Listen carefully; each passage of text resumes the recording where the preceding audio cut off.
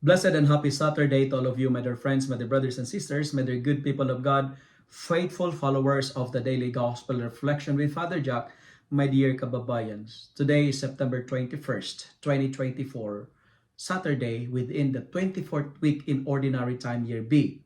But today, we celebrate the feast day of Saint Matthew, Apostle and Evangelists.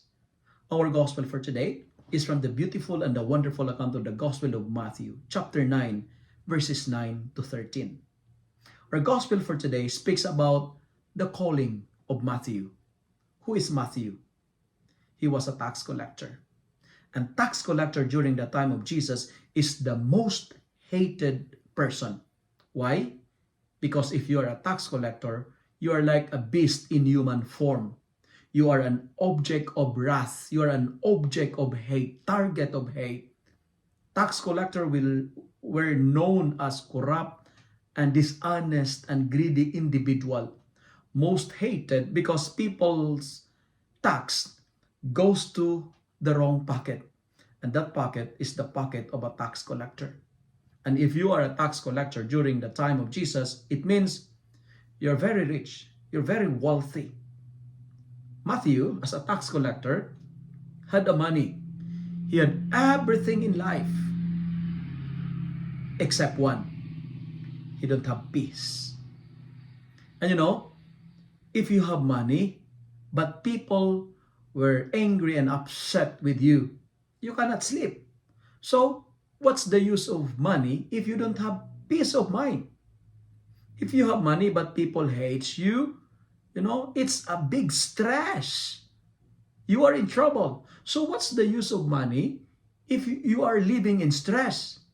No wonder why, when Jesus invited Matthew to follow him, he got up immediately.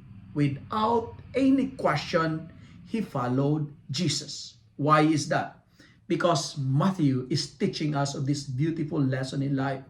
Number one, if we have everything in life but without God, life has no meaning at all. Life is meaningless without God.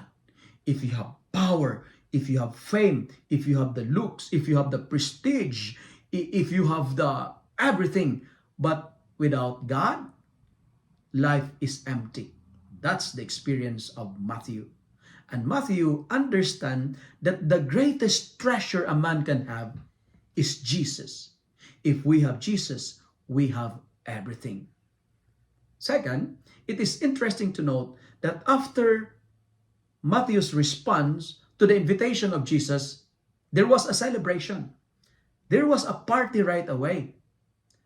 And what's the message of the gospel is trying to tell us in our life? When we found Jesus, when we encountered the Lord, we need to celebrate. Celebrate because it is a joyful encounter. When we encounter the Lord, rejoicing must be our response. And you know what? This is the Eucharist is all about. This is the Mass is all about. When there is a celebration of the Eucharist, we're doing a party because the Mass is a meal for sinners. The food that we're going to receive will sanctify us. It will make our unholy selves holy. That's why Jesus said, I did not come to call the righteous, but sinners. The Eucharist is a party of imperfect people. It's a party of sinful people. The Eucharist is a celebration for crooked people.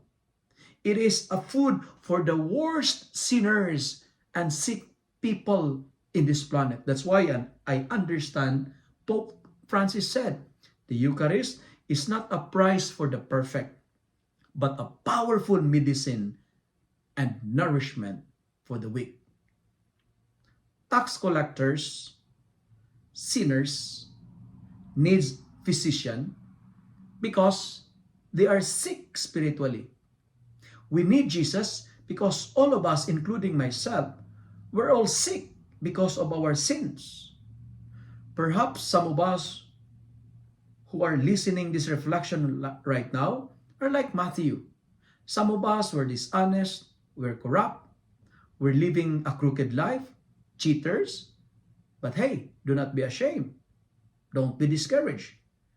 Because God's mercy is bigger than our sins. The mercy of God is very big and huge than our mistakes and imperfection. My dear friends, God will use our sins to bless the world.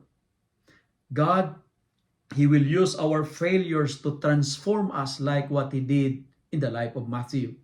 He will use our shameful pasts to glorify Him.